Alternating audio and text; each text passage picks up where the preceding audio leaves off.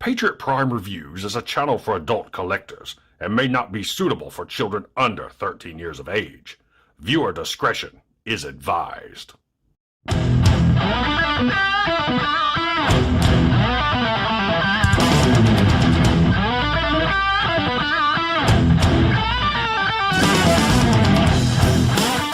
Hey, what's going on, guys? Patriot Prime here once again with another episode of the Sit Rep.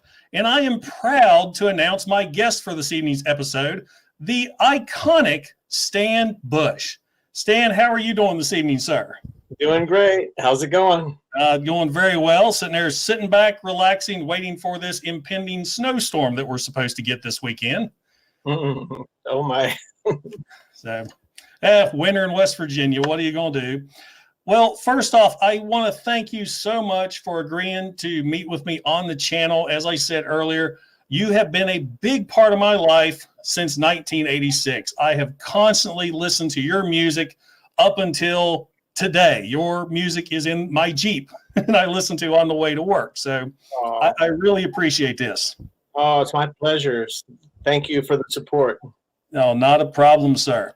Now, for everybody watching, how this is going to work, like my normal sit reps, I have 10 questions here for Stan, though they're a little different than the questions I normally ask my viewers. So I'm going to go over my 10 questions, and then if we have any time left, I'll try to answer some questions that you guys may have in the chat. So without further ado, we'll go ahead and get started. If you're ready, sir. Yep. All right, well, question number one. I have been a huge fan of yours since 1986 when I first heard you announce the arrival of Optimus Prime in Transformers the movie. What's it like being so well known for the song The Touch, even 35 years later? Well, I guess 36 years later now. It's been a really cool ride. I mean, people tell me that song had an impact on their life, and really good stuff, positive stuff, maybe they were having a tough time of it, and the song helped them, in some way, inspire them or whatever. And anyway, it's very humbling to hear that stuff, and I appreciate it. Oh, you're welcome. I told Stan earlier behind the scenes, when I first rolled into Baghdad, I had one little earpiece, and I played The Touch as we crossed that border, just kind of psyching myself up. So, like I said, big part of my life. Now, question number two, most of my viewers know you from Transformers the movie. Can you tell us a little bit about where your career has taken you since then, and what is some of your proudest achievements? Well, let's see. Around the time of The Touch, when we recorded that back in '86, there were a couple of other things I did. The first two Jean-Claude Van Damme movies, I sang 3 songs in each of those movies.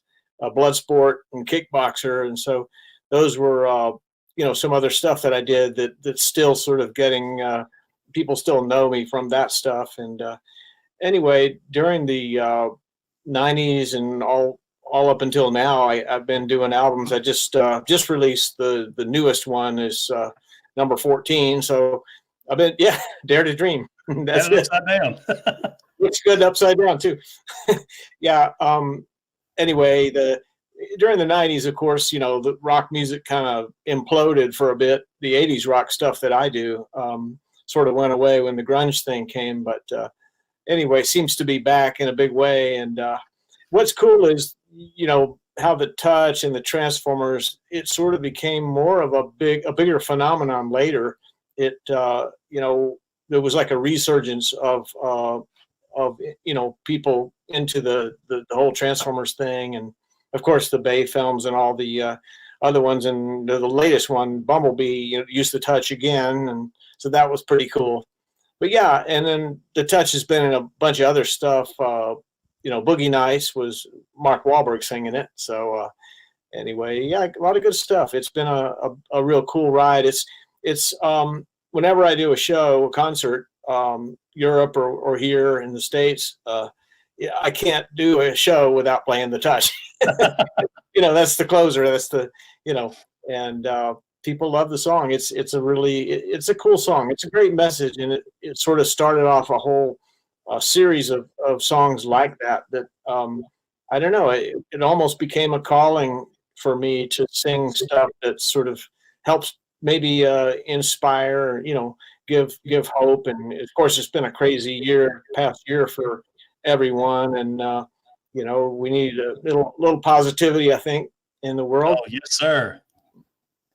Kato's on here, and he just said, yes, they use the touch in the show The Goldbergs, too. So I've recently discovered that on Hulu. That is a great show. Yeah. All right. That's awesome. I love hearing stories like that. All right. Question number 3 kind of ties into what you just talked about.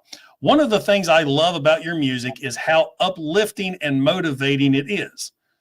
And, of course, I already told you that about going into Baghdad. But with the uplifting sound that you do or you have, was that your plan when you started out, or did it just evolve that way? It just kind of evolved that way. Like I said, the touch, a lot of things started happening for me around that time. People heard I started becoming known as a singer and did a lot of stuff in LA, commercials like Toyota trucks and Coors beer. I was doing a lot of big stuff back then and singing on other albums like, Alice Cooper and Jefferson Starship. Anyway, it was a pretty cool time, being called for a bunch of stuff. And there were like, I don't know, maybe 4 or 5 of us rock singer guys, the beer voice, the big, that did most of the big commercials back then. But yeah, as far as the inspirational side, though, it's each album I've done since then, there's been 2 or 3 those kind of songs. And I don't know, I have this philosophy that each of us creates our own reality. I mean, we have more power, way more power than we ever realize. We can to make something happen and bring about good stuff in the world. And I don't know. I mean, I don't always get there, but it's something nice to aspire to. I think. Definitely. What is Mythbusters? Adam Savage would always say, "I reject your reality and submit my own." That's good. All right. Question number 4. As a veteran, I really have to commend you for the song Unstoppable. Any artist who creates a song as a tribute to the troops gets my utmost respect. Did you have any particular motivation when doing that song? Yeah, actually, my co-writer and friend, Lenny Macaluso, we wrote that one together. And it was inspired initially by the Boston bombing, actually, how people kind of came together and this sort of whole new spirit emerged from that tragedy, and I don't know if you noticed in the music video for Unstoppable, there's people jogging, and that's in Boston, that little clip from that. Oh, neat. Yeah, that marathon. But yeah, it was Unstoppable was a really cool video because it was basically a statement about the country and how we've weathered so much together as a country. And I love this country, and I know you do too. And thanks so much for your service. I said that before, but I'll say it again. Thank you. Yeah. So it's just I think it's a great thing. I mean, to shout out, hey, America's a great place. Definitely. We got to get that song on the air right now. we got to get everybody together again. Yeah, exactly. Because when we unite, we really are unstoppable. I will never forget September 12th. That was the day I was proudest to be an American. You couldn't go anywhere without seeing, the American flag flying everywhere, and it was just such a sense of unity. Like you said, we all came together with this tragic event, and I was so proud to be an American then. And now look at us now. I mean, we've got to come together, and that's one thing I got to commend the Transformers community for. I have met so many great people through those plastic robots back there, and nobody cares what your political beliefs are, where you come from, none of that. You like plastic robots, you're cool in my book. No, you're exactly right. Some of the nicest people I've ever met in my life have been at the conventions, and people come up, and they're just awesome people. I got to say that. I mean, just some of the most wonderful people. They have these, stories about things, and they say stuff like, soundtrack to my childhood, and different things. What I got a fan letter from a little kid one time, and he was young, obviously a kid, but he said something. He told me in the letter, he says, "You're my biggest fan." He had it back. So That's great. Okay, so you're losing myself. Oh, this one ties into something you just said. I'm glad you said this earlier. I am also a huge Alice Cooper fan.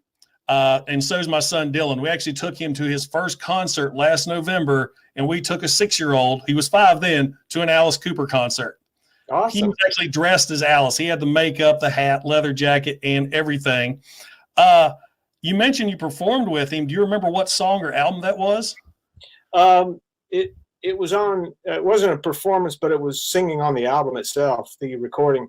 And I don't remember which the title of the album, but it would have been late '80s, early '90s, probably. That's probably when he got his resurgence, because I remember his Poison album came out. Yeah. With the one with Wayne's World, was that it? I don't remember. That was, the song Hey called Stupid. Centipede was on there. That song. Okay. Yeah. So maybe you can tell me which album that is. I'll go dig, and I've got his entire library right here on the computer. He was very nice. He's a very, very good guy, real solid person. And I understand he's quite the golfer too. So I don't play golf. Yeah. But he was very nice to me. Yeah, it was so funny. I mean, my son just absolutely loved Alice Cooper, and we had the opportunity to take him to a concert, and everybody thought we were nuts. Some people thought we were nuts, and some people thought we were the greatest parents ever. Oh, right. I'll send you a picture of him in his costume here later on. Okay. Moving on to question number 7. Now, my math may be wrong. I figured that this is your 12th solo album. Let's see. There were 2 in the '80s. The first one was on CBS Records, and it just has my name. Then the second one was the Stan Bush and Barrage, which had the touch on there. And then I can name them all, but there were. The thing is, though, that it makes it a little bit sort of debatable. Is a couple of the albums during the '90s were sort of like collections or whatever, or compilations.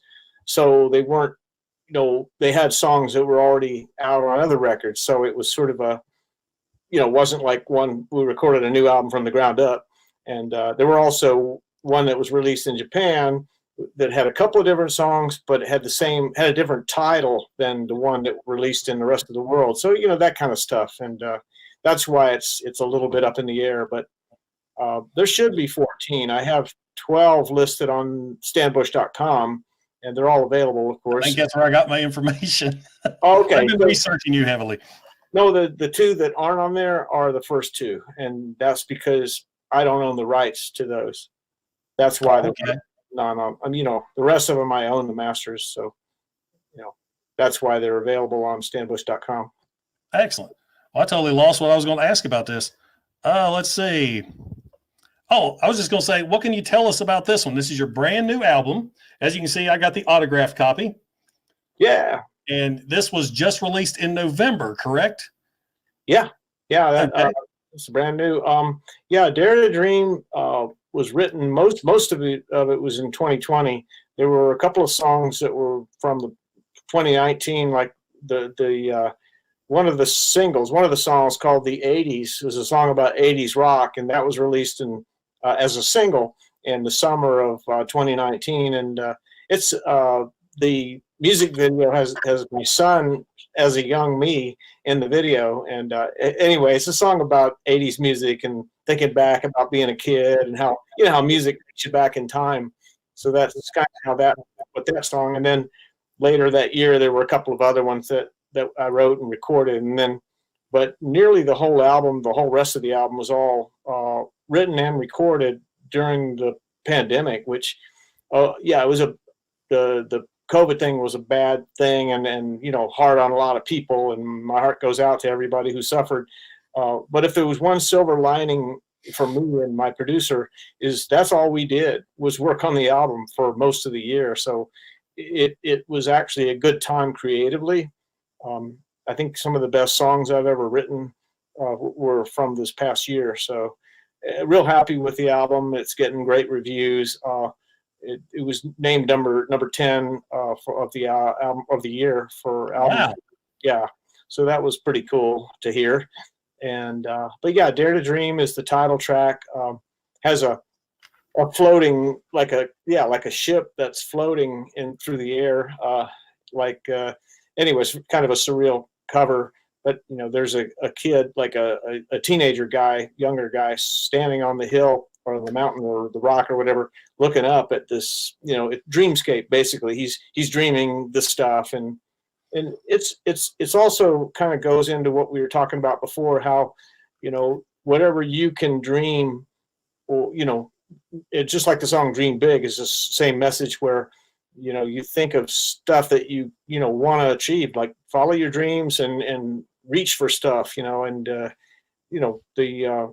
you pretty much have a limitless potential as a human, when you dare to dream. I mean, it's just to be try to be uncorny, but you know what I mean. It's like Well, it's funny. I told you earlier we've been listening to that Dream Big a lot lately, and my son, he really likes it too. And I was telling him, because there's a line in about the father telling the son, dream big. That's and I was right. explaining to him, I said, don't let anything stop you. Go be whatever you want to be. He is so hardcore set on being an adventurer that owns a gummy bear factory. But, if that's what you want to do. Yeah, no, it's cool. That's the way we need to tell our kids, like all of my kids are college graduates and stuff. And so I couldn't be prouder. And it's just one of those things, that I think all of us, we want the best for our children and so forth. My kids are all grown now, but you know what I'm saying. I even have a grandbaby. She turned 1 year old 2 days before Christmas. So, well, congratulations. My son was my 40th birthday surprise. Oh, good. That's great.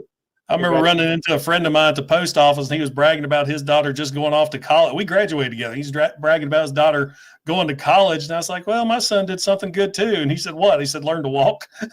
Oh, yeah. So, well, great. I did not share my questions with you whatsoever, but my question number 8 was, I have to tell you, the 80s has become one of my favorite songs. I listen to it almost daily since it was first released.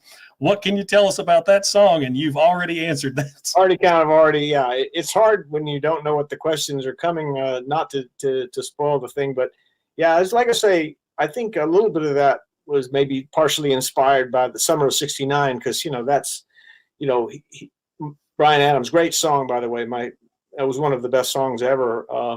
But that's about looking back and, when they were kids and, and it's just like I say, the music, just like a time machine, it takes you back. And the other thing in the music video I didn't mention, I rented a VW bus because that's what my son and a couple of buddies that have a band in the video, they were and a hot girl, they were like in the VW bus, and it was like, kind of like looking back. I mean, I had one of those in high school. So, I've got an interesting story about a VW bus. When I was growing up, my mom and dad, they both had a Beetle. Dad had a blue and mom had a yellow one, Bumblebee. And then they had the VW bus. And in the mid 70s, my car seat was a playpen bolted to the floor of that VW bus. So I'm just bouncing around like a pinball. That's great. Yeah, my dad made it into a camper. He built a little thing on top that pops up, a tent kind of thing. And it's funny because a couple of years after he made that, and we went up camping in the mountains, North Carolina. A couple of years after that, that's when VW came out with a camper van that had very similar design to what he came up with. So that was pretty cool. He kind of built it himself. So, he did build it. So it was awesome. Yeah, it's a cool thing. Now, talking about the 80s, we're talking about the song, the 80s, and I don't have this question down, but I actually thought of it after I wrote everything. Okay. Another thing I love so much about your music, it maintains that 80s sound. I mean, you listen to Dare to Dream, and then you pop in the Transformers movie soundtrack. The music it's the same. It has that same, I guess, tempo, if you will. And I love that. Is that something also that you're just like, hey, I am an 80s guy, and that's what I'm going to stick with?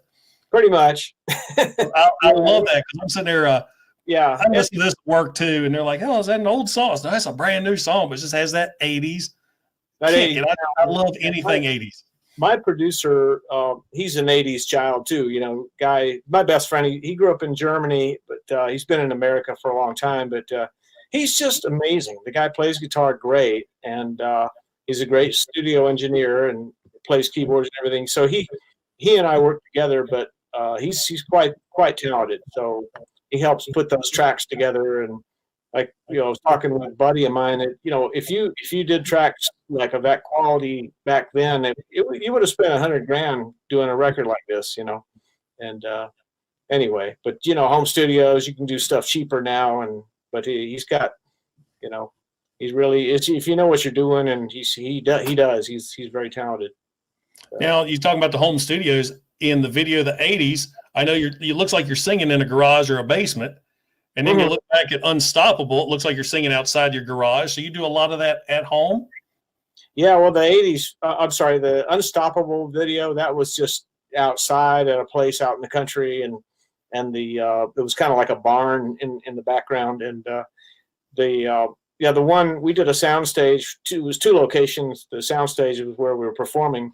But we had like rented gear, and I did a newer music video. Maybe that's the next question you're going to ask me about for Netflix. And this was very recently, and it came out in the end of November. Called it's the song "Born to Fight," and it's to promote their 2 most popular anime shows, Baki and King Ashura. And the song's "Born to Fight," and it was the final song for the album. But Netflix reached out to me and asked if I could write a song for them for this promotion. And Lenny and I, my guy co-wrote the touch, we came up with the song "Born to Fight" and recorded it, and they loved it. And they did a music video with me, and then clips from the cartoon series. You know, those 2 I mentioned it's like ultimate fighting kind of stuff. And but it's animated. And, it's a really cool video. It's right on stanbush.com. That's the one right at the top right now. Correct. Yes. And number 1, that's the first song on the album. Yeah, it's a great power track. But thank you. All right. Question number 9, real quick one. You have any plans to tour once the pandemic ends, if ever? Yeah, I mean, I've been approached by some places in Europe, Spain, also Germany, about doing some stuff to see how things go. But hopefully this summer we'll be getting some shows going. It all depends on how quickly everything bounces back. Now that we have the vaccines, and they're going to be hopefully within a few months it'll be opened up again. Back to pretty much normal, I'm hoping. Oh, no kidding. I'm very proud of my state. We've been rocking with the vaccines. We're not going by the federal guidelines. We're just utilizing each county's health departments, and we're rocking. We have all of our nursing home clients. Every one of those is inoculated. My wife works higher education. She's got inoculated. So we're rolling. So I'm hopeful for the future as far as that's concerned. That's great. That's excellent. All right. My last question before we start going into the audience. This is one just for me. Big part of your career is these plastic robots. Do you yourself have a Transformers collection? Not really. I have a few upstairs, and still in their boxes, and that have been given to me at conventions and whatnot. But no, I'm not really a collector. Well, that's what I said one day. My house is too small. I don't even have. I got like 3 guitars, and that's it. A lot of guys I know have like 30 of them or something. I've never collected things. I'm not a collector type of person, really. I have what I need, and that's it. Yeah, it's funny. So many times I'll think about it. I've got all this stuff over here. It just sits there, but I wouldn't get rid of it now for nothing. Especially now I know a little one's downstairs just drooling, waiting at the chance to get those. Mm-hmm. Well, that wraps up my questions. I know I wanted to keep this short. We didn't want to go too long with this interview, and I'm going to go into the chat now. And if anyone has any questions for Stan, first off, I'm going to apologize if I missed some of you guys, but now's the time to ask. Oh, Cato just said that you don't collect Transformers, you collect fans. Oh, that's really nice. That's great. All right, let's see what we have here.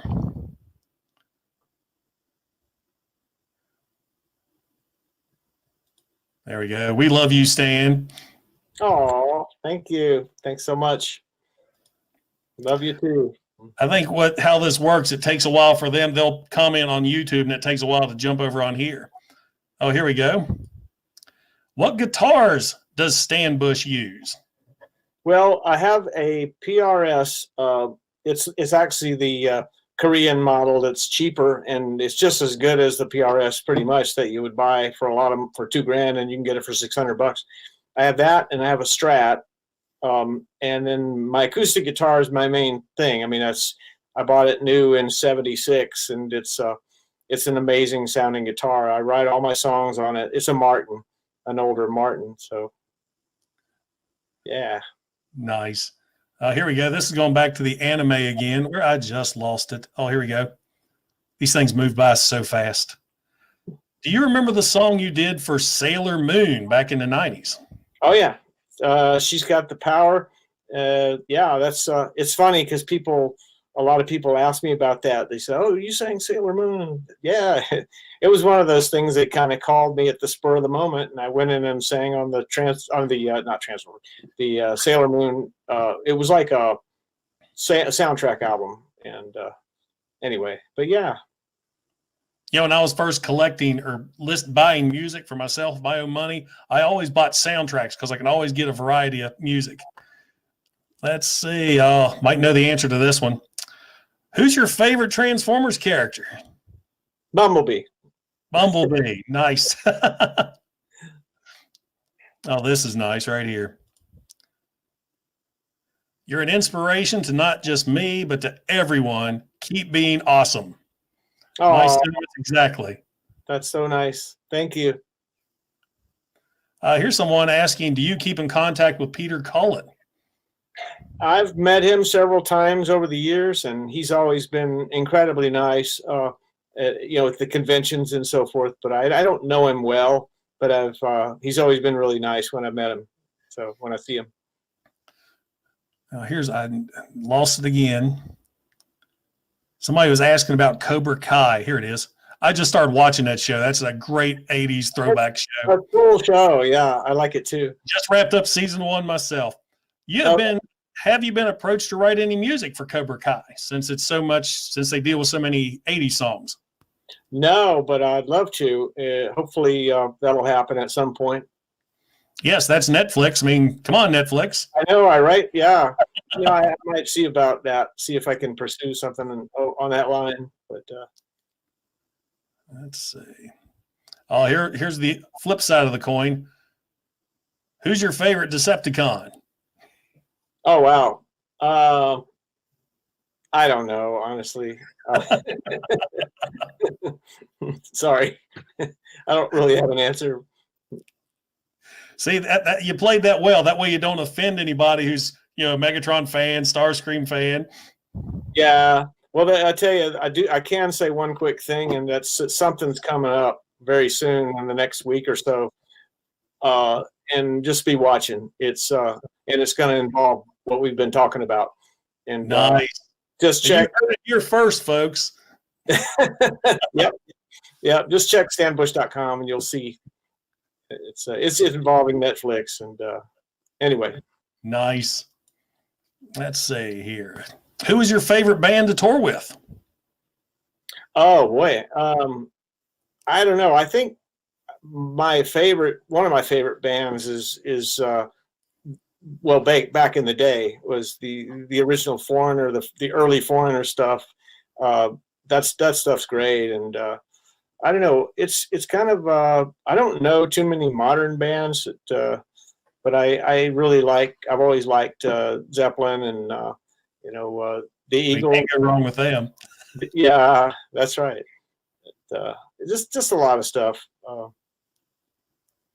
Now here's somebody asking, do you own any Transformers t-shirts? He almost put one on for the show.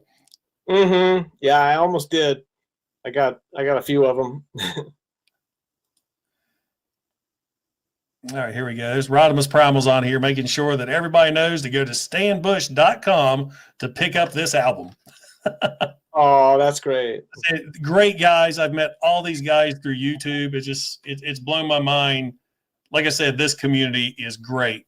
Now, we're at the 30-minute mark, and I promised you we would end this at 30 minutes, and we're going to do that. So you can go and spend some time with your family and have dinner. Once again, thank you so much for agreeing to do this. I am just humbled that you came on my little channel, and it just made my night. Like I said, you've been a big part of my life since I was 11 years old.